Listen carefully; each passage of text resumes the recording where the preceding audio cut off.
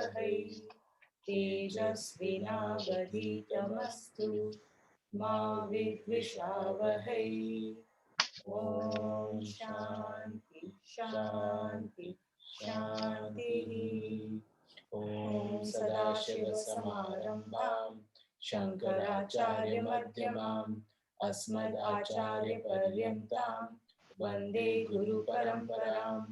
ओम गुरुर्ब्रह्मा गुरुर्विष्णुः गुरुसाक्षात् परमेश्वरः गुरुः साक्षात् परब्रह्म तस्मै श्री गुरुवे नमः।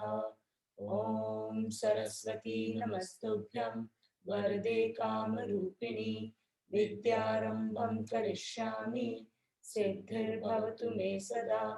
कार्पण्यदोषोपहतः स्वभावः पृच्छामि त्वां धर्मसम्मूढचेता।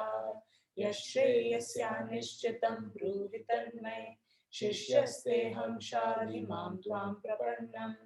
ओम वाङ्मे मनसि प्रतिष्ठिता मनो मे वाचि प्रतिष्ठितम् आविर्आविर्म एधि वेदस्य महानिस्थः श्रुतं मे मा प्रहासिः। अनेन अधीतेन अहोरात्रान् सन्दधामि ऋतं वदिष्यामि सत्यं वदिष्यामि तन्मावतु तद्वक्तारम् अवतु अवतु माम् अवतु वक्तारम् अवतु वक्तारम्। ओम शांति शांति शांतिः। ओम भद्रं कर्णेभिः शृणुयाम देवाः भद्रं पश्येम अक्षभीर्यजत्राः स्थिरैरङ्गे स्तुष्टवाग्वं स्वस्तनूभिः व्यशेम देवहितं यदायुः। स्वस्ति न इंद्रो वृद्धश्रवाः स्वस्ति न पूषा विश्ववेदाः स्वस्ति नस्ताक्षर्यो अरिष्टनेमि स्वस्ति नो बृहस्पतिर्दधातु। ओम शांति शांति शांतिः। ओम अहं वृक्षस्य रेरिव कीर्तिवृक्षं गिरेरिव ऊर्ध्वकविस्त्रो वाजिनीव स्वमृतमस्मि द्रविणग्वं सर्वचसं सुमेधा अमृतोक्षितः इति त्रिशङ्कुर्वेदानुवचनम्। ओम शांति शांति शांतिः। ओम So we'll do the Hanuman Chalisa. ओम श्री गुरु चरण सरोज रज निज मन मुकुर सुधार बरनौ रघुवीर विमल जसु जो दायको फलचार। बुद्धिहीन तनु जानिके सुमिरो पवन कुमार बल बुद्धि विद्या देहु मोहे हरहु क्लेश विकार। जय हनुमान ज्ञान गुण सागर जय कपीस तिहुँ लोक उजागर रामदूत अतुलित बल धामा अंजनी पुत्र पवन सुत नामा। महावीर विक्रम बजरंगी कुमति निवासो मति के संगी। कंचन बरन विराज सुवेसा कानन कुंडल कुंचित केसा। हाथ ब्रज और ध्वजा विराजे कांधे मूंज जनेऊ साजे। शंकर सुवन केसरी नंदन तेज प्रताप महाजगवंदन। विद्यावान गुणी अति चातुर राम काज करिबे को आतुर। प्रभु चरित्र सुनिबे को रसिया राम लखन सीता मन बसिया। सूक्ष्म रूप धरि सिंहि दिखावा धरि लंका जरावा। भीम रूप धरि असुर संहारे रामचंद्र के काज सवारे। लाए संजीवन लखन जियाए श्री रघुवीर हर्षि उर लाए। रघुपति कीन्ही बहुत बड़ाई तुम मम प्रिय भरती संभाई। सहस बदन तुम रोजस गावे अस कहि श्रीपति कंठ लगावे। सनकादिक ब्रह्मादि मुनीसा नारद सारद सहित अहिसा। जम कुबेर दिक्पाल जहाते कवि कोविद कहि सके कहाते। जिनकार सुग्रीव कीन्हा राम मिलाए राजपद दीन्हा। तुमरो मंत्र विभीषण माना लंकेश्वर भय सब जग जाना। जुग सहस्त्र जो जन पर भानु, लील्यता ही मधुर फल जानु। प्रभु मुद्रिका मेली मुख माही, राम कहे अचरज नाही। दुर्गम काज जगत के जेते, सुगम अनुग्रह तुम्हरे तेते। राम दुआरे तुम रखवारे, हो न आज्ञा बिनु पैसारे। सब सुख लहे तुम्हारी सरना, तुम रक्षक काहू को डरना। आपन तेज संहरो आपे, तीनों लोक हाँकते कापे।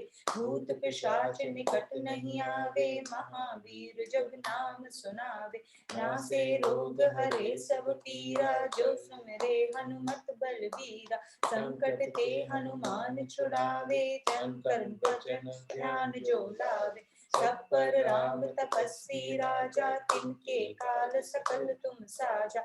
और मनोरथ जो कोई गावे, सोई अमित जीवन फल पावे। चारों जुग पर ताप तुम्हारा है, प्रसिद्ध जगत उजियारा। साधु संत के तुम रखवारे, असुर निकंदन राम दुलारे। अष्ट सिद्धि नौ निधि के दाता, असवर दीन जानकी नाथा।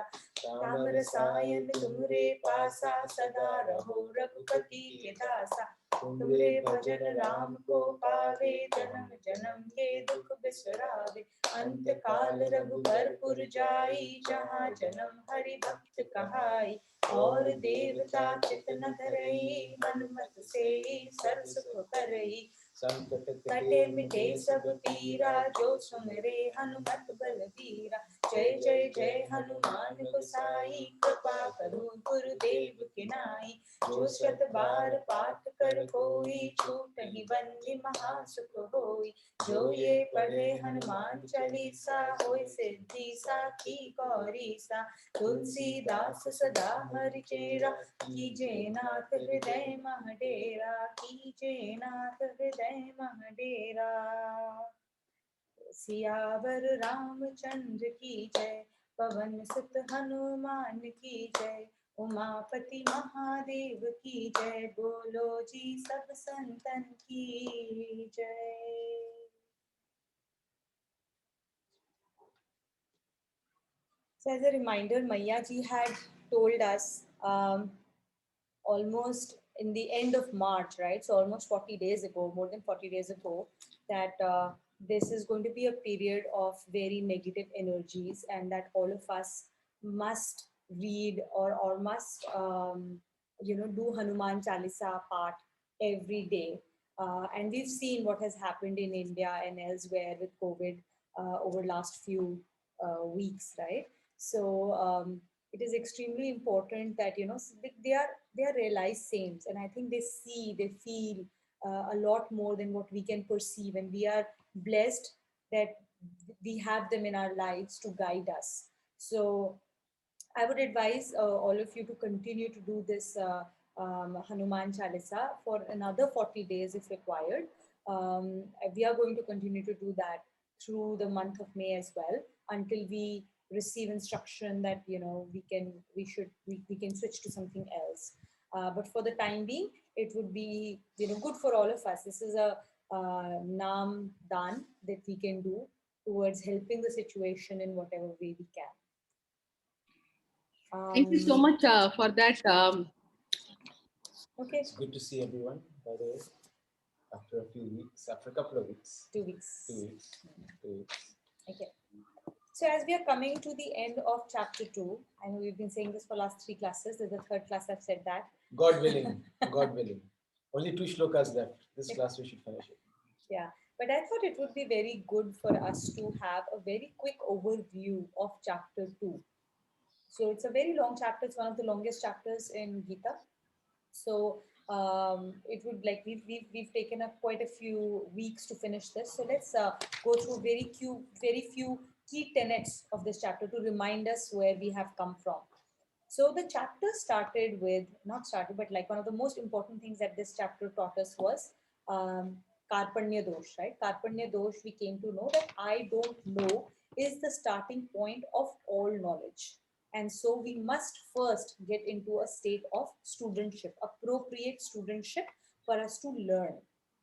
And then we learned the Sankhya Yoga. So we understood that Sankhya Yoga is black and white. It's 0 or 1, and there is nothing in between. And with that concept, Sankhya Yoga told us the eternal truth. And the eternal truth, the Rit that we talk of, Rit is that our true nature is our true capital self. And the capital self is imperishable, it is unchanging, it is unborn, ever existent. And anything that is born, that changes, that is transient, like this body of ours, is unreal. And there is nothing else in between here, right? And then we came to Karma Yoga, where it starts, the concept of Karma Yoga starts with Sri Krishna exhorting Arjun to do his duty by saying that an unsought war is an open door to heaven. And what is this unsought war? Basically, entire VVGP that unfolds around us, right? Vyakti, Vastu, Ghatna, Paristhiti. Every moment, essentially, every moment we are being given an opportunity to redeem ourselves. So then he went on to tell us some very special features of Karma Yoga, and this distinguishes this particular activity from every other type of activity. What were those three major special features? The first special feature is that there is no pratyavay associated with it, which is there is no contrary effect that comes if you do not practice it in a perfect manner.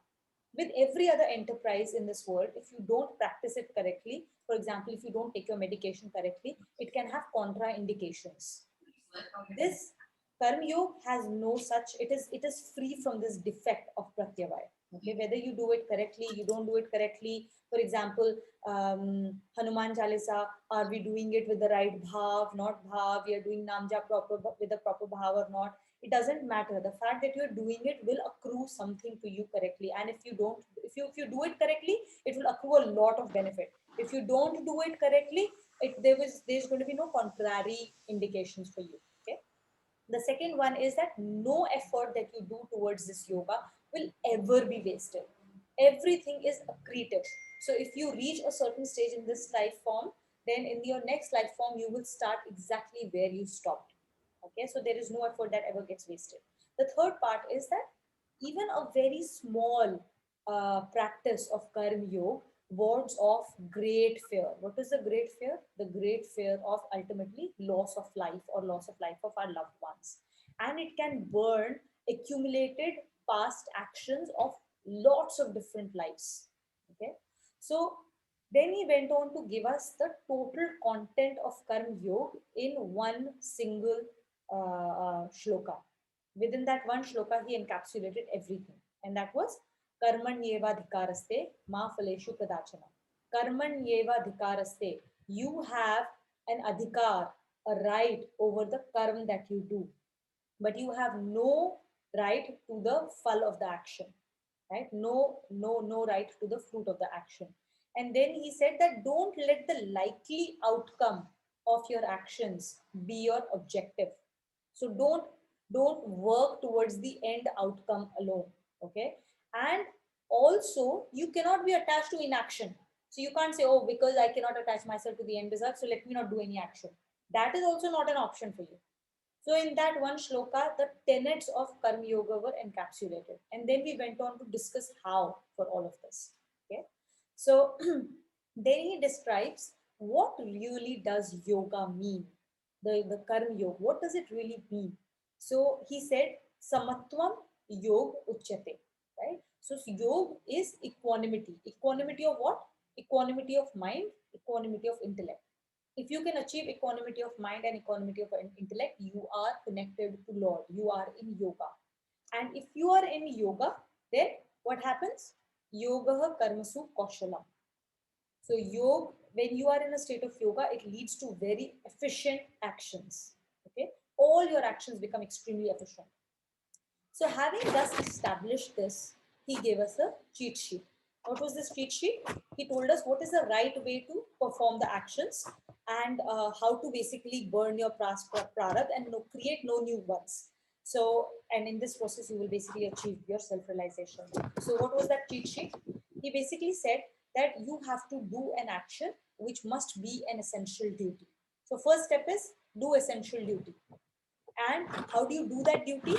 you perform it with his action, with his strength. So you start with tyag buddhi. Tyag, give up your ego of doership or ego that you are bringing something to the table. No, you are just being a transmitter, a medium of this power coming through you. So start with tyag buddhi, with your proposed action. Do it with his strength. Perform it. Perform it with an equanimity of intellect. So purpose and who is the driver? Is it the ego or is it the Lord? What is the bhav? What is the emotion? The bhav should be seva bhav. You have to rise above the dualities. So equanimity of intellect means you've risen above the dualities. You've risen above the duality of happiness and sorrow, good or bad. You've risen above all of these dualities. And finally, you dedicate all the results that will accrue to him. So then you achieve your prasad buddhi. Whatever comes, you will take it with that prasad buddhi and be thankful for it. Then we went on to see that if we don't do it this way, then what happens? Basically, there is a slippery slope to hell. So, Shloka 62-63. And it taught us that it's very important to keep our thoughts under control and keep control over our senses. Because if our thoughts always stray to the sense objects and we constantly think about them, then what happens? A longing for those sense objects gets created. That longing will then eventually convert into a craving, and that craving will then become a desire, and desire will lead to action. And when that desire leads to an action, either that desire gets fulfilled, in which case it creates more greed, and that first one will get replaced with yet another desire, or it will not get fulfilled. At some stage, you will reach a point where you cannot fulfill that desire of yours. And when that happens, there's going to be anger. And what does anger do? It kills your smriti. It first of all it creates delusion, and it basically takes away your memory. So there is no more memory of what is right and what is wrong. And when you have no such memory left, then you will take actions that are vicious, that are wrong, and that are against the all moral tenets. And that will cause your patan. It will cause your slippery slope to hell. You will take actions that are self-destructive in nature. Okay. So that's where we had actually finished. And then of course we all had those markers for our own journey, through which we will learn how far we have come along by seeing how a person who has become sthita pragya or has achieved enlightenment, then what are his characteristics? How does he speak? How does he talk? How does he move about? How does he deal with others? How does he think? How does he feel? We had all those markers, right, for our own learning. So now we are coming to an end, and here we will again in the end discuss the final tenet of, like, final marker, which will tell us what is the condition of the mind of a person who is sthit pragya, established in firm perception. So we will start with Shlok 71.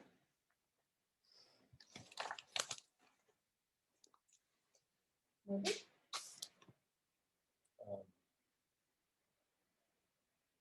Kakuli, will you read with us?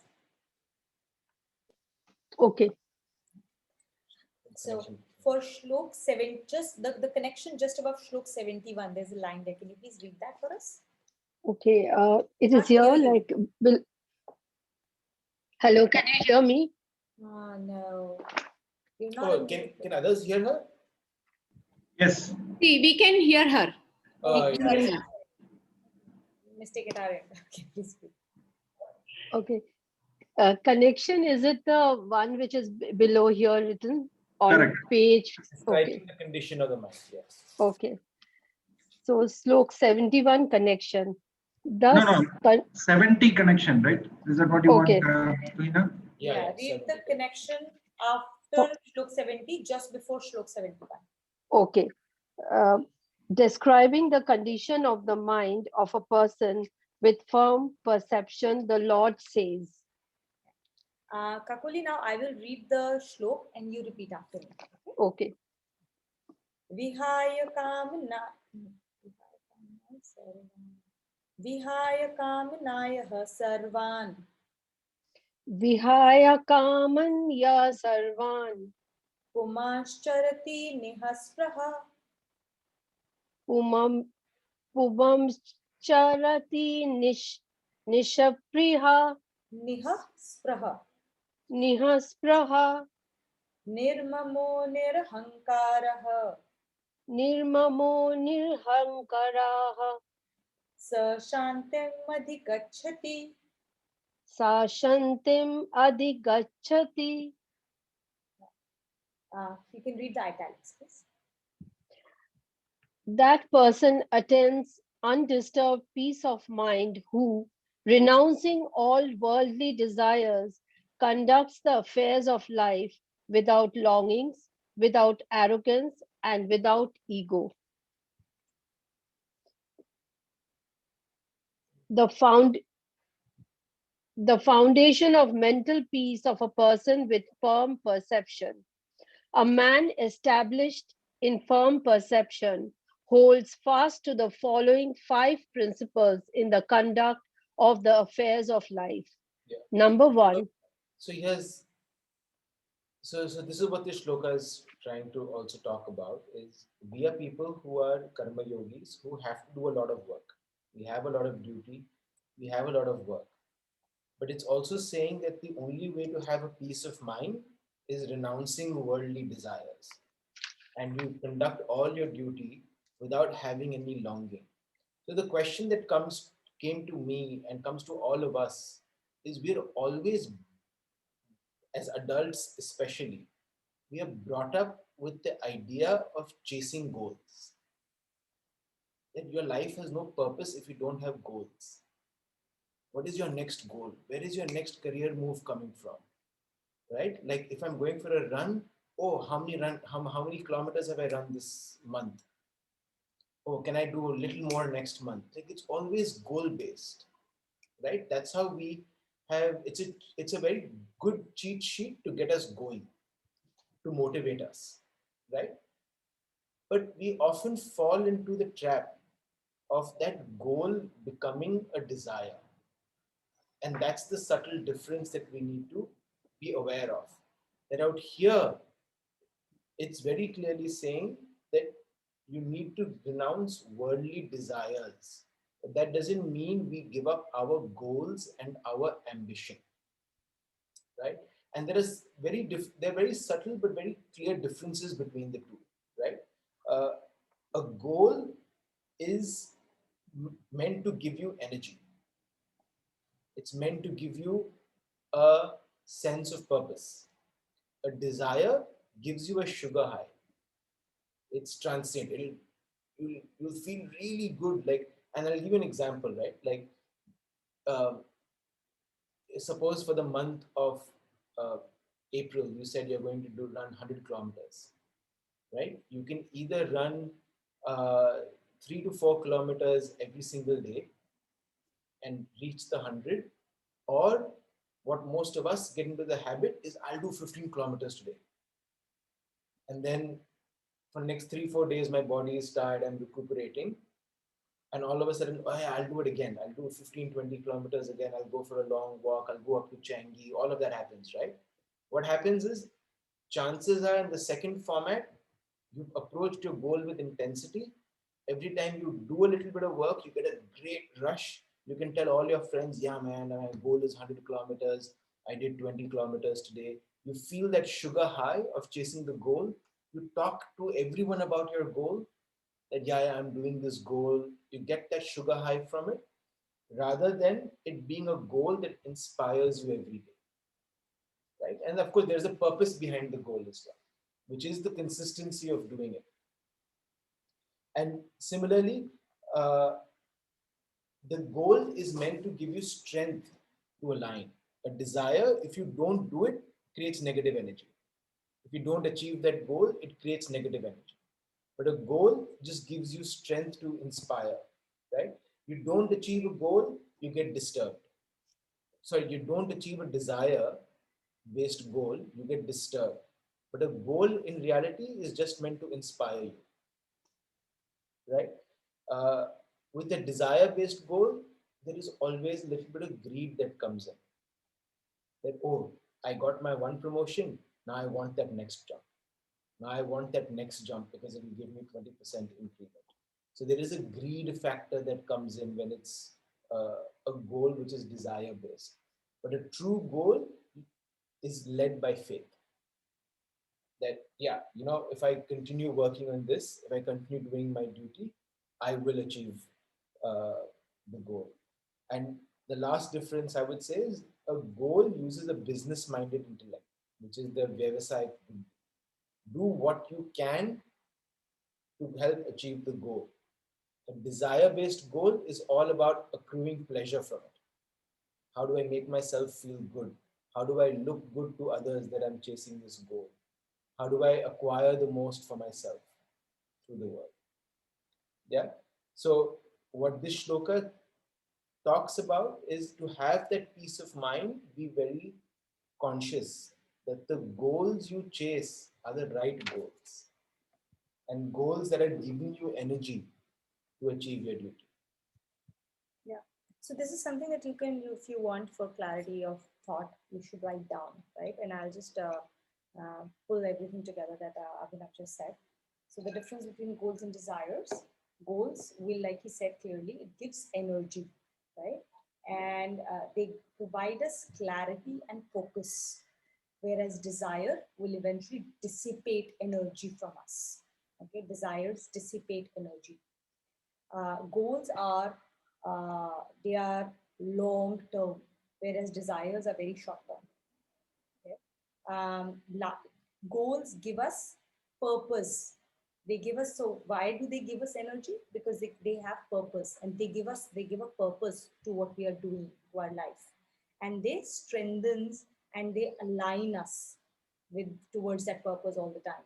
Whereas the desire, it first of all it changes very quickly, so it's short term, it changes quickly, and it comes and goes. So the desire will be strong today, tomorrow the desire is not that strong. Whereas goals are not like that. They are, because they align us with our purpose, they will strengthen us on a daily basis. So every day you have the energy to go and keep on pursuing those goals. Whereas desire is like, because it comes and goes. Today you are like really enthusiastic, like he said, right? Today I will do 15 kilometers and tomorrow I will not do it. It comes and goes, ebbs and flows. And in that process, it will dissipate a lot of energy as well for us. Then desire, like he said, the goals, he said, starts from Vyavasayatmika Buddhi, business-minded intellect. Whereas desire starts from Sukh Buddhi, what I can gain, what I can earn, what I can have pleasure, how pleasurable it is for me. Then we have, so goals will make us calm and equipoised, whereas desires will make us agitated. Goals are a way of Gita, whereas desires are the way of the world. Goals help us start as a king. Goals are not to acquire something from outside, to fulfill something that is missing in our lives. No, goals will always be, I have all the resources to achieve something, to create some impact. So you start as a king. जो प्राप्त है वही पर्याप्त है. You're not seeking to fulfill any goal in your life. Desires are a way of the world. You start as a beggar. The desire will always be, because it is a Sukh Buddhi desire, you will always try and acquire something in your life. Acquire or maintain. I have to acquire something that is missing, or I am trying to maintain something that I'm afraid of losing. So you always start as a beggar. Whereas goals, you start as a king because you have everything that you need to acquire that goal. That is a purpose that is giving you that purpose of life. Okay. Goals, when they get fulfilled, they motivate us for bigger goals. If they don't get fulfilled, we still have the satisfaction that we did the right thing in the best possible manner. Desire, on the other hand, when they get fulfilled, they will fuel further greed. And when they are unfulfilled, they will lead to anger. So these are the major differences. So when we are going in with another objective, this is one of the ways to check, are we being driven by a desire or are we being driven by a goal? And as we keep practicing it, I think we will start to learn a lot better ourselves where we are beginning to, veer towards. Rakuli, you can read. Okay. Shloka 71.2. He performs all duties assiduously with his mind devoted to the Lord. He gives no place to any longings for Point, pleasure. Kakuli, I don't think you read point one point also. one. So can you start with point one? He renounces all desires, but performs all duties warranted or created by the circumstances in his life without any expectation of result. So in this point, the this line is really interesting. Performs all duties warranted or created by the circumstances of his life. There are lots. Like we are all born in like we've talked about this. We're born into a family for a purpose. We are born in our countries for a purpose. Our entire circumstance that plays out in front of us and how he perceives it is our prarabdha, right? So our duty also is defined by that circumstance. And the only way for us to be aware of what our duty is in that present is having that equanimity, that presence to understand, um, to be able to read signs within this circumstance. I think we all would have read books where they talk about signs from the universe. What's that book that became very famous? The Secret. The Secret. The Secret, right? Like signs from the universe. So this is where it becomes really important. You could be chasing and hankering a goal that you think is right, but it almost always leaves you dissatisfied. And people are stuck in wrong careers because of that. People are trying to copy other people because of, and they're stuck in that other life instead of being aware that this is my circumstance, Yeah. what is my role in beauty. There is this entire famous thought that exists that if Gandhi was not thrown out off that train in South Africa, would he have become a Mahatma? Right? That was the inflection point in his life where he chose to move from becoming a lawyer and practicing law for money to doing law to practicing law for service. And if he was not thrown from that train, people said the entire course of history would have changed. But if you know his story, he got thrown off the train and he sat all night at that station in the cold, too shy to ask for help, too timid to do anything, but thinking through his life, thinking through what he wants to do, and a day later he made a decision that I want to do service. I want to help people if this discrimination doesn't work, right? And that's true for all of us as well. And this is also important because what is, like he said, right?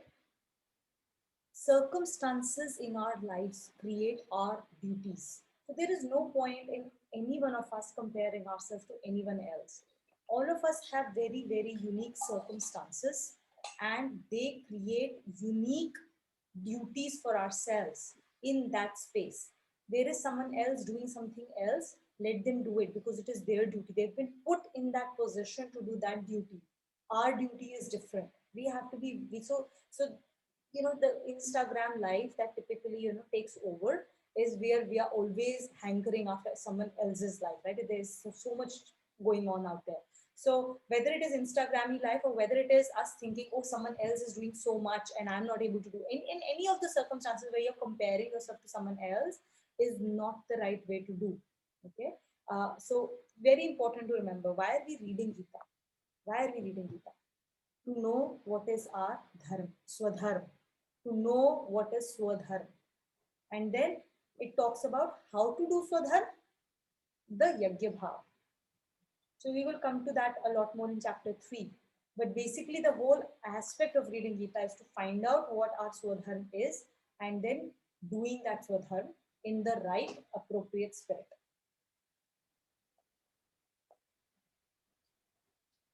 Point 2. He performs all duties assiduously with his mind devoted to the Lord. 3. He gives no place to any longings for pleasures of the world and does not entertain any desire to get them. 4. He is devoid of arrogance. While maintaining sympathy and love for everyone, he has no expectation from anyone and is always ready to fulfill the expectations of others by righteous means and to the extent possible. 5. He has no sense of self importance. While performing his duties or availing of the results of his actions, he entertains no egoistic feeling. On the other hand, he is conscious of having been favored with an opportunity for discharging his obligations. Egoistic feelings are totally expelled from his mind, and their place is taken by perfect equanimity. Only such a person is capable of maintaining equipoise while engaged all the time in tumultuous activities of human life and is also capable of keeping the mind free from all agitations. So this last point is interesting, and it ties, I think, some of the above points as well, which is the point of ego. So, what is ego, and why do we all have it, right? So, ego is what? The sense of I. It's the sense of minus. Minus and minus. This sense of I-ness and minus. What is the purpose of ego, and why are we so driven by it? Ego also is, if I can visualize it, is like a unique barcode that all of us have. And the reason we have that unique barcode is just to help us distinguish between all of us, that we're a different Jeev Atma. And each Jeev Atma is going through its own journey. It's just a way to distinguish each person's journey and distinguish each person's story. We feel that ego, that barcode, is who we are. So we try and feed that individual distinction because we feel I'll be great if I'm better than all of you. If I'm better than everyone around me, or I'm doing a really good job. So you tend to identify with this distinguishing characteristic, and we try and make ourselves feel good as long as we are better than everyone around us. That's why you will see people who will be happily complain about others around them because it makes them feel good. You will see people who will happily put other people down because the ego comes in where you feel good about yourself. What this shloka is trying to say is the way to move away from it and the way to think of it differently is to watch yourself as an instrument of the Lord. Ego is just a barcode. I'm not doing anything. Just like I didn't choose this life, I didn't choose this body, I didn't even choose my gender, right? Like I've not chosen anything.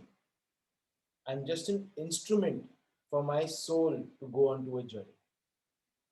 This body is just an instrument for that soul to go onto a journey, right? And the best way for us to maintain that peace of mind is to constantly remind ourselves that we are the instrument for the Lord. And the reason we read the Gita is to keep that instrument, that funnel clean. You don't keep that funnel clean, your ego will come in, your desires will come in, and all of a sudden that will become the slippery slope. Just to give you another example to understand this, right? The the distinctions that are made. So if you think about our body, right, we all start from cells. So all cells, when we start off, right, they're all stem cells. They are all exactly the same. They all have the same potential. And yet, as they start to grow and multiply, for an organism, for a complex organism like ourselves to develop, eventually these cells start to divide themselves up into slightly more specialized functions. Okay, even though they all start from the same source and they are all exactly the same. Now, if a cell starts to think of itself, oh, I'm so great because I'm a cell that is in the heart, or like I'm a cell in the stomach, or I'm a lung cell, or a nerve cell, that makes no sense because the cell itself did not choose its specialization. It was given to it because of the entire, like, like you can say, Bhagwan ki Prakriti, which is saying that this is how, which has set the rules to which you will go. And they have that special function. First of all, that special function by itself can have no value. It's the whole that comes together to create the larger value. But in our own little lives, we are unable to see the larger picture that is being created, and we are unable to see what our small little role in that larger picture is. It's important, right? If a heart cell says I will not work, the entire organism gets affected, right? It is important that all of us do our duty that we are assigned to, but always understand that I am not the most important thing. I am not the one who has chosen this space to be in, but I'm here to make something else work, and work with that attitude that I have been given this opportunity to do a seva towards a larger goal, to which you may not even fully be aware of. Sometimes you may be aware of your larger purpose, sometimes you may not be, but whatever you have been given as your circumstances, your VVGP, just doing duty towards that VVGP itself will will lead you towards that larger goal eventually. So we are like those specialized cells. So having an ego, a cell having that ego makes no sense, right? Similarly, we having an ego also doesn't make any sense at all.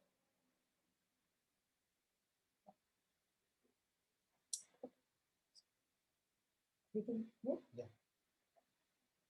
Smita, would you like to read? Sure. Connection. Thus, concluding the description of the characteristics, conduct, and attitude of a person with firm perception, the Lord tells what an important and sublime attainment it would be. Esha Brahmi Sthiti Partha Esha Brahmi Sthiti Partha Nainam Prapya Vimuhyati Nainam Prapya Vimuyati Sthitva Syamant Sthitva Syamant Kale Api Sthitva Mant Kale Api Brahma Nirvanam Achriti. Brahma Nirvana Mrichati. O Partha, this is the state of identification with cosmic consciousness, all pervasive and eternal. On its attainment, all delusion disappears, and at the end of one's life, remaining steady in this state, one emerges with Brahma and thus attains the bliss of total emancipation. So this Attain, this is essentially the goal and the consequence of us following this path. So whether you follow the path of Sankhya Yogi or you follow the path of Karma Yogi, this is the goal. This is the purpose of our lives, our human lives. So as we call it. attainment of eternal bliss. In this shlok, the Lord states that a person established in firm perception not only attains peace of mind in this life, but becomes totally identified with eternal bliss. Such a person does not evince even a trace of delusion. Not only this, when the time comes to leave the mortal coil, the individualized consciousness becomes identified with the cosmic consciousness. And at that time, it experiences the bliss of total emancipation. So it's all quite heavy, but the word that we use in English is self-realization, right? And people think of goals as the destination. Like self-realization is the destination. Moksha is the destination. What this shlok very rightly and beautifully states is when you attain this peace of mind in this life, you become totally identified with eternal bliss, which means self-realization is not a destination. It's something we become in this life by changing who we are and how we are. By changing our being, we attain self-realization. And even the word self-realization I find that word absolutely beautiful because that's the destination, but it's also saying the way, it's also giving you the path to do it. Realizing your capital S self. That's the goal, but that's also the journey. And that's what this is saying is in this journey, it's not about changing to or reaching a particular destination by uh, doing mantras and by doing scriptures and by hankering it through. It's about using these tools to change who we are. Once we change our being, we've attained moksha, this life itself. In which case it is very different from from the worldly desires. In worldly desires, there is a separate set of actions that you need to do to attain a separate goal. You do something to attain a goal. This desire is very different because the end goal is also the path. As soon as you start following the path, you attain the goal as well. And when you don't, if you're not following the path, you can never get to the goal itself. Yeah. So you will realize that as we go through Gita, there are lots of points where you will start to realize that this knowledge itself is extremely different. We will read this like this is, it is the gay, it is the knower, the knowledge, and that what is to be known, everything is the same. But this is a slightly heavier concept that will come later. But this is the start of it, where we start to realize that the path and the goal to the path, they are actually one and the same.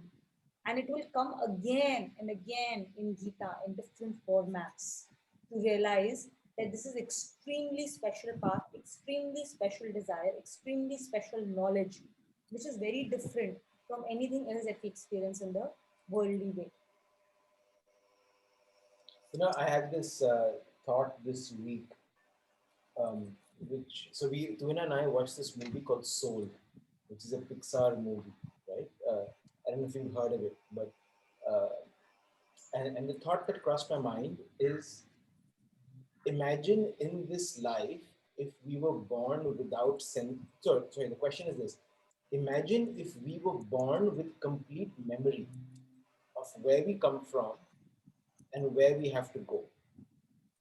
So imagine as soon as we're babies, as soon as we grow up, we're in this sansar, but we had a complete memory of the bliss that we experienced from where we come from, and knowing that that's the path we have to go towards. If we had full memory of it, then imagine how differently we would live our lives.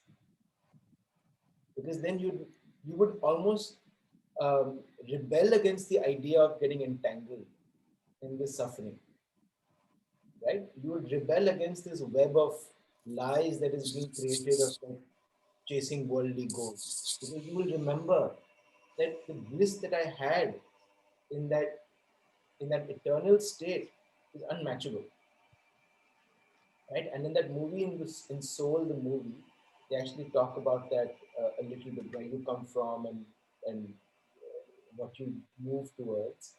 And it makes it really interesting that the reason why we do all this Gita, the reason why we are talking about this shloka as well, is not to, it's almost to forget that this is not who we are, and move to our realized state, so to speak.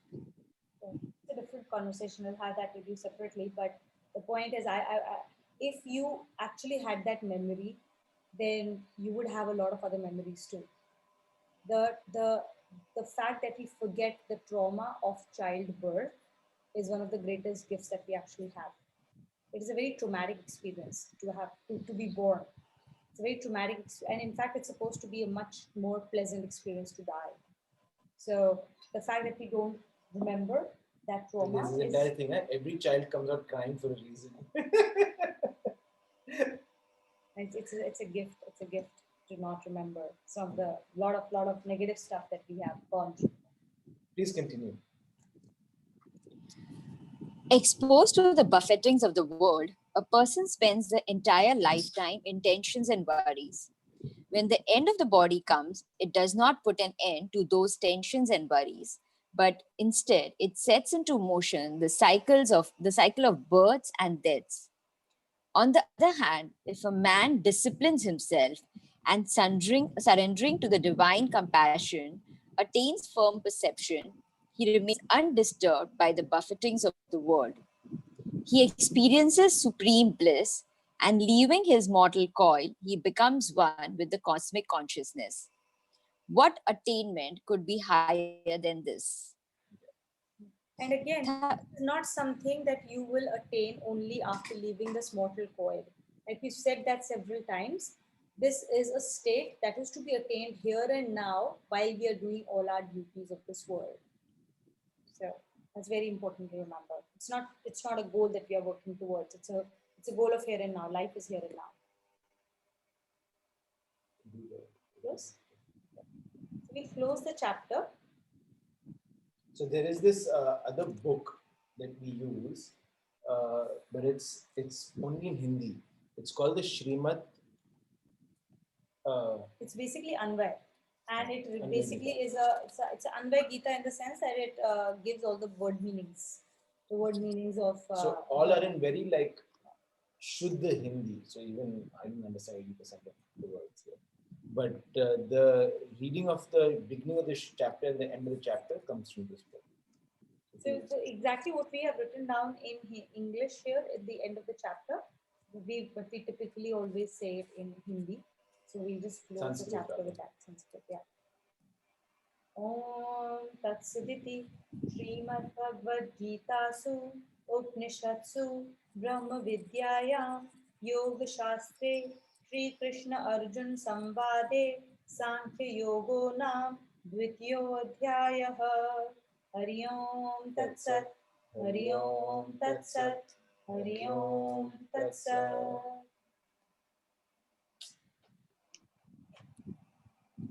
We have enough time to get started with chapter 3. We start the basics of that. Every word that we read not has a meaning. Like Hari Om Tat Sat is a reminder to ourselves that Hari Om, the name Hari Om, that is the eternal truth. That's the only truth. So we say that in the end, right? Hari Om Tat Sat as a reminder to ourselves. Om Shri Paramatmane Namaha Atha Trityo Adhyayah. Now we'll start the yoga of action, the Karma Yoga.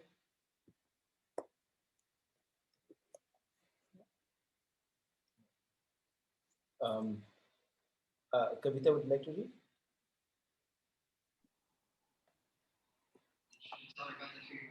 Karma Yoga, the yoga of action. Introduction. In the first chapter of Gita, several problems arising from the frustration of Arjuna were posed. In the second chapter, the Lord, while resolving those problems, explained Jnana Yoga, the yoga of direct perception, the Karma Yoga, the yoga of action. Furthermore, he takes a pragmatic approach, laying emphasis on the reasons why Arjuna should go to war with perfectly clear mind. Towards the end of the second chapter, while enumerating the qualities of a man with a crystal clear understanding, the Lord asked Arjuna to practice Karma Yoga, reiterating that the only man of supreme wisdom and equipoise was fit to achieve the state of perfection. In view of this reiteration, the Lord explained in detail the science of Karma Yoga in the third chapter. And so this chapter has been titled Karma Yoga. Yeah. So this is the chapter that is most relevant to us. So like Tuna was talking about Mayaji, people have identified 3 chapters that are most relevant to us from each of 3 sections of the Gita. So you have the first section, which is Karma Yogi, the first 6 chapters. The next 6 chapters is Bhakti Yoga, and the last 6 chapters is Jnana Yoga. So we memorize the shlokas from chapter 3, chapter 12, and chapter 15, right?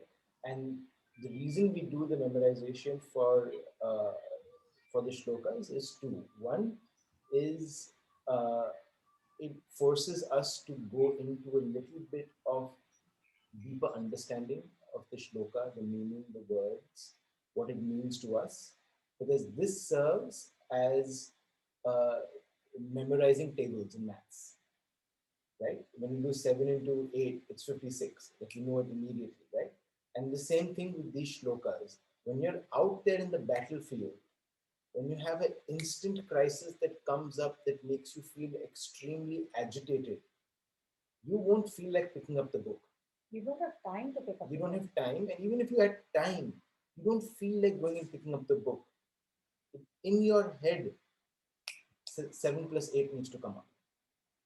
These words will come up, and the way and how they come up, you will just be amazed because of your increased sense of awareness as being part of this journey. Yeah. So, and this particular chapter has been identified because this is most relevant to us.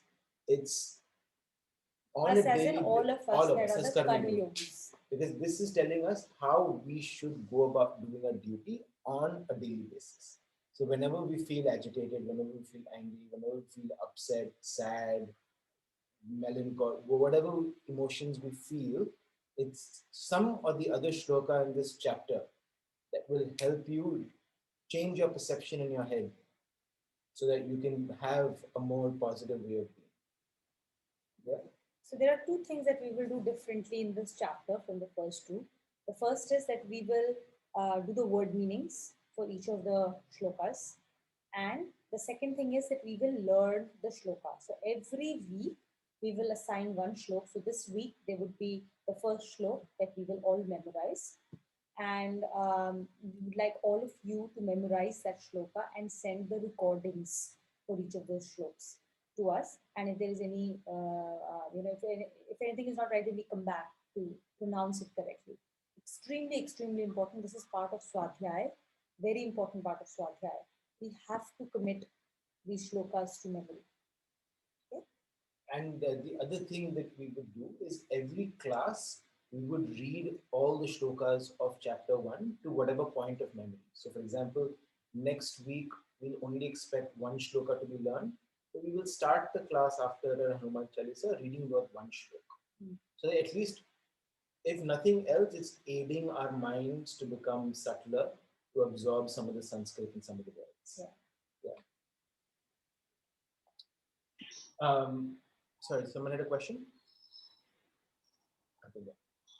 So, like here, we said this, reiterating that only a man of supreme wisdom and equipoise is fit to achieve the state of perfection, right?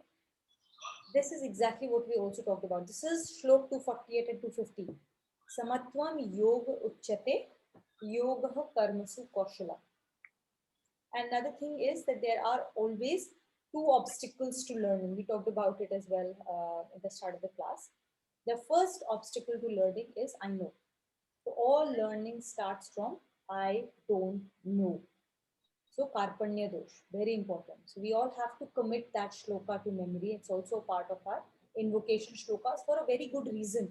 When we start our reading, we start by invoking the Lord by saying, I don't know what is in my ultimate benefit, and I need you to guide me towards it.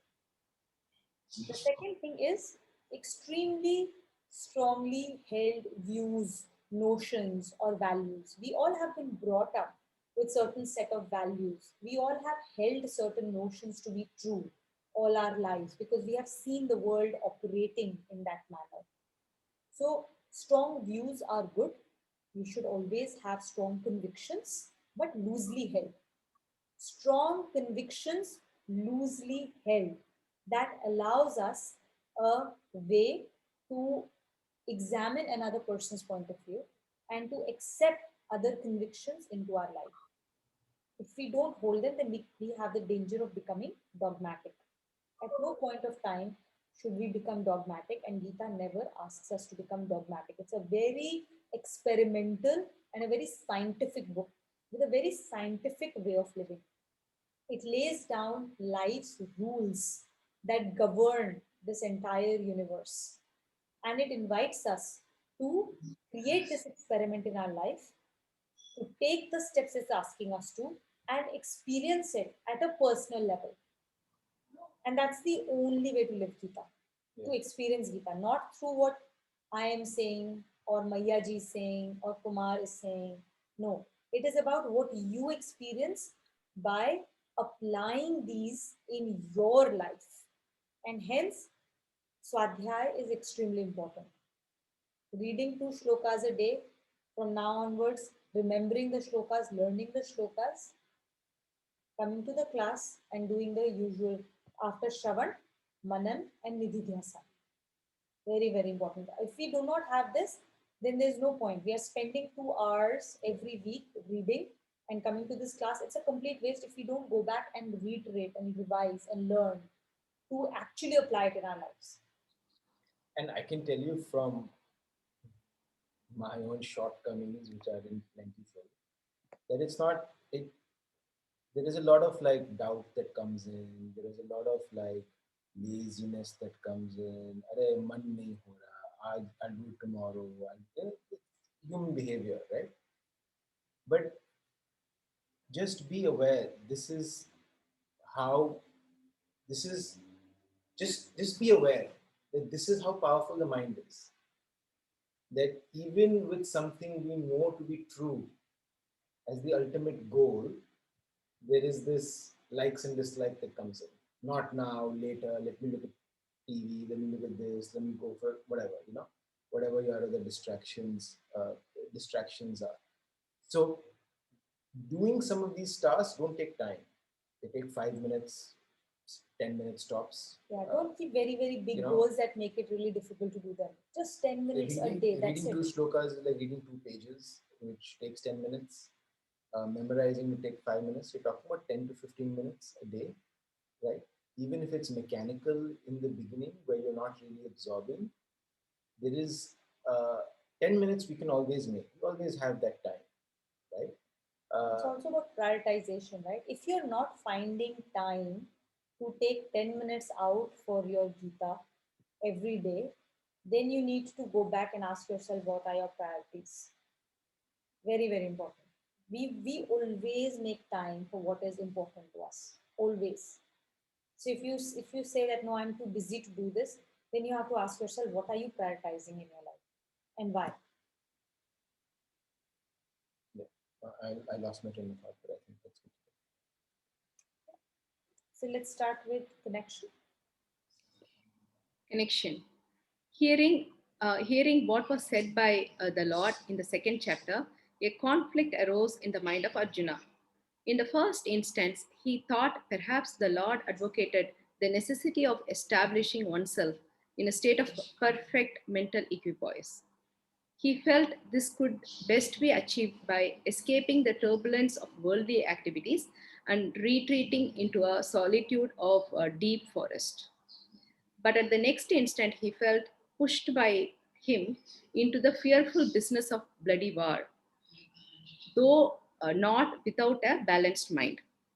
Finding his views quite confusing, Arjuna asks.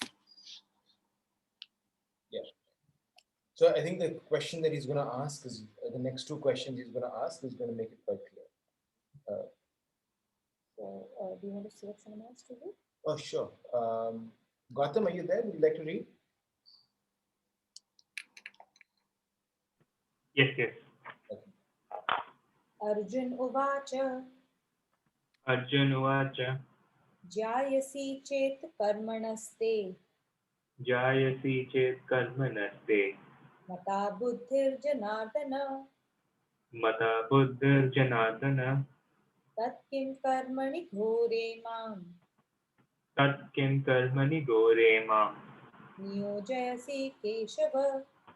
Niyojayasi Keshava. You will also notice our reading and pronunciation of this chapter will be so much better than chapter 1 and 2 because we have forced ourselves to memorize it as well. So it's just like It comes out. rolls It comes out off very the clearly. tongue. Okay. So Jayasi is Shresht, something special, something best. Okay. So Jayasi is best, Shresht, better than anything else. Chet, Chet is yadi, if. Karmanaste, karmana is karm ki apeksha, activity, an expectation of activity. Aste, आपका, आपको, ते, आपको, मता, मान्य है, if you think, if you accept, manya hai. Buddhir Janardana, buddhi, jnan. Okay, jnan, buddhi is jnan, intellect. Janardan is his way of addressing Sri Krishna. Tat kim, then why? Karmani, karma mein, in action. Ghore, bhayankar, terrible. Maam, mujhe, me. Niyo jaisi, lagate ho. Putting me into it. Engage. Keshava, again, another salutation to Sri Krishna. So you can note these meanings, word meanings, because when you know the word meanings, it becomes easier to remember. Because then you're not just memorizing or parroting words, but you understand the meaning of each word, and then it is very, very easy to learn the shlokas as well. Okay?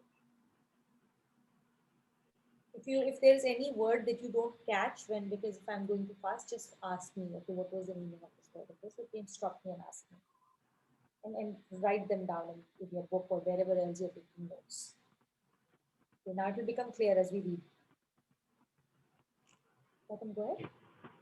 Okay. Arjuna said, O Janardana, if according to you wisdom, equanimity of mind is superior to activity, why are you urging me to engage in this terrible business of war? So Arjuna, this is a standard question that comes to us, right, when we start to read Gita, and it's also one of the most oft misconceptions that are like, there are lots of, if you hear other people's commentaries, there are a lot of people who like to twist words, don't understand it. So one of the things is that either people say, oh, Gita, Krishna exhorts war, go, kill other people, or they say there's no you don't have any this thing to action and all, so you might as well not do any action. So here when he heard, And just to add to that, just now that we're reading the Gita and we understand the depth of it, right? It's the same way people look at other religions also. Like they will take one or two things out of context and they judge it and say good, bad, no, it's all promoting violence, Islam is not good, this is not good. All of that happens. But this is also what we do with our lives, with people. We look at one or two flaws, which we all have. There is no one who is without flaw in this world. But when individuals, we will look at one or two flaws because we happen to have experienced that flaw in that person, and then we hold it against that person. But when we do that, we just build walls. We completely miss the divinity in the individual, and similarly, we would completely miss the divinity of the scripture. And that's why this voice of judgment, the mind that right and wrong needs to be contained. Because only when you contain that will you actually experience wisdom. and if you do want to be a judge, then always judge for yourself, lawyer for others. But even for our own selves, the judgment always has to be in proportion. If that is also to taken to an extreme, then we will end up paralyzing ourselves through shame, through guilt, and none of those negative feelings in an extreme do us any good. Okay, to a certain extent, it is okay as long as it is exhorting us to better action. But beyond a point, there is no use for any of those feelings even towards ourselves. Okay. Go ahead. okay. Arjuna's dilemma. This is a question which arises in every human mind, and here it is expressed through Arjuna. Ordinarily, it's presumed that for the business of earning livelihood, it is necessary to engage in the diverse activities of the world and face the challenges and conflicts of the solid game. Can this be attained without losing peace of mind? As the argument stands, the mind can be calm only by meditating on God in perfect solitude. Only then, perhaps, can peace of mind be obtained. Arjuna's question is, therefore, pertinent and spontaneous and reflective of the same bent of mind as of every other individual. So as we always say, right, we are all Arjunas. So he is doing us all a favor by asking the questions that are always the top of our mind. So this is something that is again very, very it's a question that comes up a lot in our daily lives, right? You have to give bribe. without which the work will never get done. Sarkari kaam will never move forward without giving bread, right? You get held up by a cop, just hand him over $100 note and like $100 and move on, right? So without which this is, so there are all these manyata, the value systems that we have grown up with, that world only works this way. You have to be this type of a person. You have to do politics in office. You have to blow your own trumpet. You have to do, all those things are part of our lives that have been there, as that this is the only way to live life. It's important to challenge those notions that we have grown up with, that we have always accepted to be true, that there is no other way to make money, to be happy, to get your work done. You have to challenge those notions. And here Arjuna is asking that how is it possible? So if you think that I have to stay calm and equanimity of mind is the way to achieve yoga, then how can I attain equanimity of mind in this world? What are you really saying here? On one hand, you're telling me stay in equanimity, and that's how you will achieve yoga, that's how you will achieve self realization. And on the other hand, you're also exhorting me to this bloody business of war. Go fight, go do everything that you're supposed to. How can they be in consonance? They are not. Because in one case, I will lose my equanimity of mind when I'm engaging in that battle. And on the other side, the only way I see to attain equanimity is to detract myself from all of this. Go sit in some solitude, not engage with other people, not engage with activities. I don't have to take care of my children. I don't have to cook, clean, go to office, engage with all my colleagues. My boss is shouting at me. How do you expect me to do all of that? So he's saying, now I'm very confused. Do you want me to do this, or do you want me to do the other thing? In which case, I should just go sit in a temple, do my, puja part, and that is what gives me calm and peace, right? So we have typically all our lives dissociated these two activities.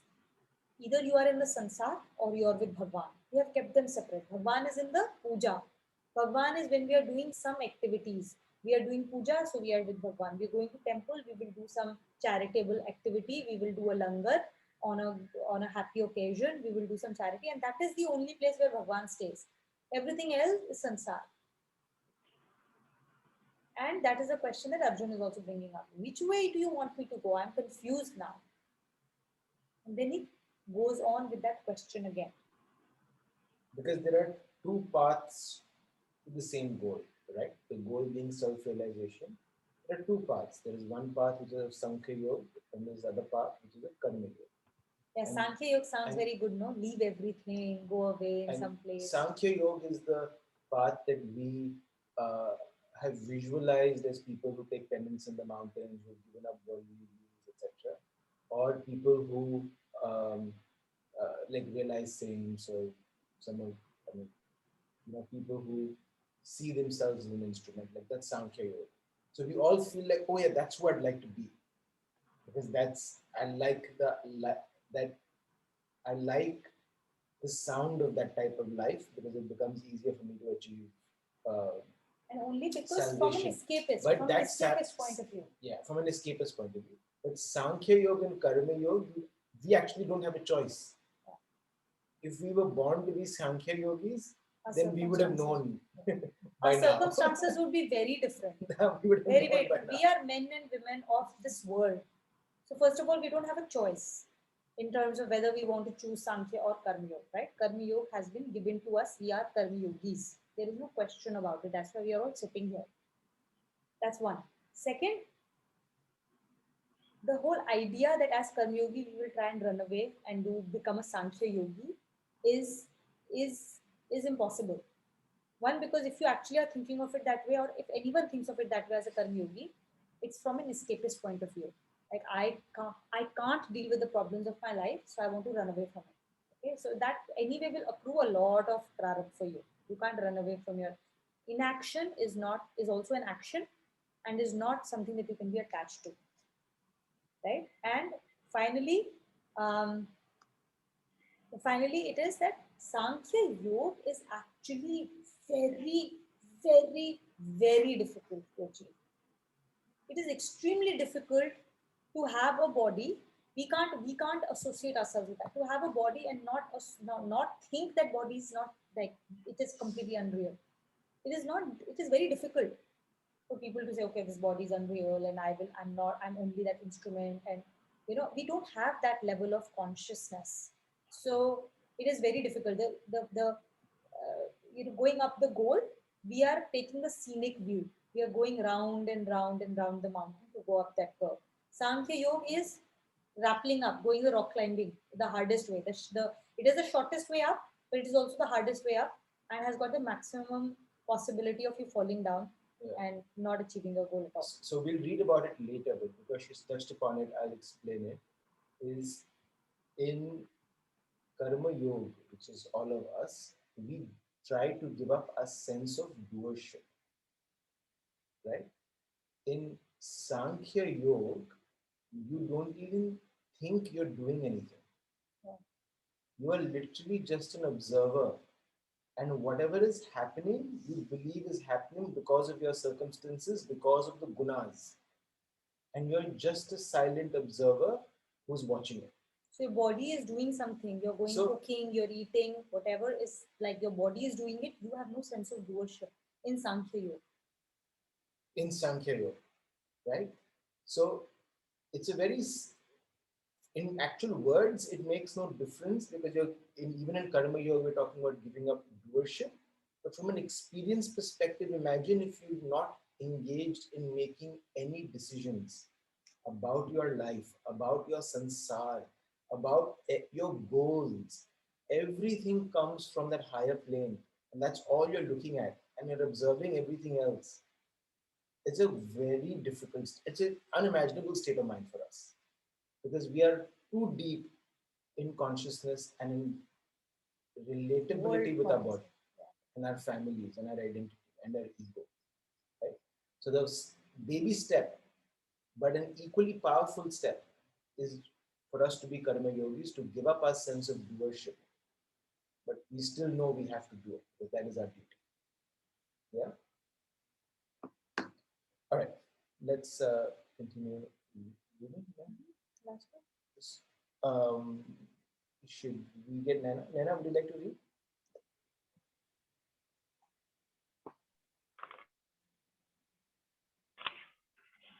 Correction. Whatever the Lord said to Arjuna in the second chapter, therefore appears to be a pure mix of conflicting percepts, and so Arjuna asks. Vyami Shrenev Vakyena. Vyami Shrinev Vakyena.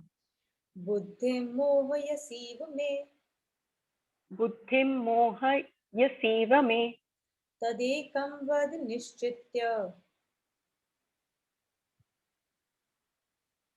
Tadekam Vad Nishchitya. Yena Vad Nishchitya. Mapnuyam. Yena Shreyo Apnuyam. Nana, you can read the Sanskrit or you're reading the English at the bottom? Nana, are you reading the Sanskrit? This time I'm reading the English. Yeah. Okay. Yeah, so we don't have... I was reading the English. Yeah. We don't have a copy of that book at all. So it would be interesting to see how... Okay. Okay. Maybe it's different. Okay. Okay. Yeah, she's going to do word meanings. By your seemingly... All right, yeah. Word meanings, okay? So Vyami Shrenev, mile hue se, mixed up. Okay? Vyami Shrenev, mile hue se, mixed up. Vakyen, vachno se, your words. Words, conflict, statements. Buddhi, intellect. Mohayasiv is mano mohit ho rahe hain. It is getting confused, deluded. So with conflicting, mixed up statements that you are saying, my mind is getting deluded, confused. Me, meri, mine. My buddhi, my intellect. Right? Tad ekam, that one. Tad, tat ek, that one. Vad, say. Nishchitya, nishchit he. येन, जिससे, from. Shreyo hamapnuyam. Shrey means ultimate, best. Hamapnuyam, kalyan ko प्राप्त हो जाऊं. That I receive my ultimate benefit. Kalyan ko प्राप्त हो जाऊं. That which through which I receive my ultimate benefit. Shreyo. Right? Shreyo is best. Okay. Tuhina, Yeah. what Nishyatya means? Nishchitya means Nishchit he is definitely. Okay, thank you. Okay, so we'll continue reading. Continue? Yeah. By your seemingly conflicting statements, my understanding is getting confused. Reveal to me that one well-considered way which may lead me to my ultimate goal of life. So here he's saying that on one side you're telling me stay equanimous, on the other side you're telling me go fight a war. What does that mean? I am getting confused. My intellect is getting confused. So now you tell me that clearly, tell me that one definite way through which I will achieve my like whatever is my ultimate benefit. I don't know what my ultimate benefit is. He did not say what is his ultimate benefit. He said, you tell me what is my ultimate benefit, what is in my ultimate welfare, and also tell me that one thing I have to do that will definitely lead me to it. Otherwise, I'm getting confused now. So the other observation that I have in the Gita is that every chapter always starts with some question or the other that Arjuna has. And as Tuna said, that question that Arjuna has, chances are we have as well. But the other point to note is the life that you lead is only as good as the questions you ask of yourself. So Arjun is asking such questions which have such depth and meaning that he's getting those answers from Bhagwanji, which are giving like truth bombs, right? So to speak. And even for ourselves, it's all about the questions we ask ourselves that reveal the truth or don't reveal the truth, right? But yeah, let's continue. Continue? Yeah. The supreme gain of life. The fact is that Arjuna has not been able to gauge the full extent of the Lord's sermon in the second chapter. His mind appears confused by the seemingly curious mix of contradictory ideas given forth by the Lord. In this shloka, Arjuna implores the Lord to show him a clear way whereby he may obtain the supreme gain of life. Arjuna does not imply the material gains either of this world or the world hereafter. Gain of life to him is a realization of that undisturbed state which helps in the attainment of supreme peace and eternal tranquility. Yeah. So I think out here it's become clear that Arjun has at this stage understood that the world is not real. So anything worldly now is not my goal. He's understood that much. So he's made it very clear here. I now understand the material world is not my goal. It's not what I have to move towards. But what he's asking is, how do I reach that undisturbed state of mind which allows me to achieve supreme peace? You're asking me not to chase the world and these worldly pleasures, then why are you asking me to indulge in them? Why are you asking me to move around in them to do beauty, etc.? We'll stop here, otherwise the next one is very, very long. Right? Yeah. And the next one is actually a very good summary of everything we've done up to now. Yeah. But it's a long shloka. Stop here. Cool. Thank you. And also thanks for the Hanuman Chalisa. It is amazing. I started reading the past 40 days and it just makes a lot of difference. Yeah. It gives a lot of strength. Yeah, that was given by Maya ji. Even I actually personally I have read Hanuman Chalisa when I was in college, but not really like on a consistent basis. Even I find it very I have found it Charging. to have a lot of charge to my rice. So I started doing it like quite a few times a day. It just, So I we, find it good. we only found out yesterday in our class actually that Maya ji, who's the person who started this entire program, she's actually suffering through cancer for the last couple of years, and it's deteriorated quite significantly. So Aparna Didi is the person who started the classes in Singapore uh, about 7, 8 years ago. So Aparna Didi has been in India for the last 6, 7 months, and we kind of knew of it, but we never questioned it. No, I knew it Okay, because I'm part of several other groups, so I knew that she is Didi is sitting right next to Maya ji for a while, and that Maya ji is very, very ill. Just did not know to what extent the illness is and why or what the illness is. So we found out yesterday. So what was interesting is Yeah. that despite the bodily condition being in a certain way, she has not lost an inch of her divinity and her divine connection.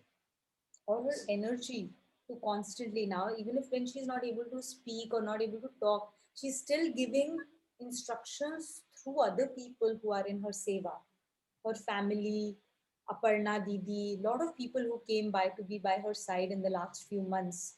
And she's still continuing to guide the parivar through that energy without a second of like, there's no pain, there's no this thing, right?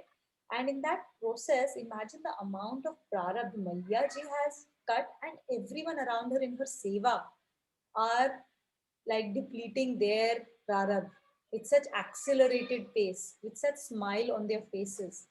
It is unbelievable. And for her to have this thought in mid-March and ask us to start doing Hanuman Chalisa, it makes us realize that we have to, thank you for sharing Kavita, but the credit all goes upward.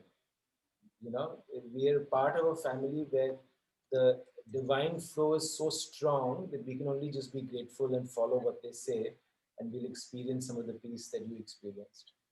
No, and also when we are talking about the goals and the desire, I was remembering a point which has been made by in our yoga class when we are having some discussion, and how in the spiritual path when we are taking, we get the prana, the energy, which is like step by step it goes up like that. And also people take drugs, they achieve that. That's why they want to take the drugs, because they hit the high. That it is like a desire. When you were saying, I was just remembering that, because they hit the high, then they deplete, the energy deplete and it goes down. So whereas in the spiritual path, it just goes up and up to reach that higher state.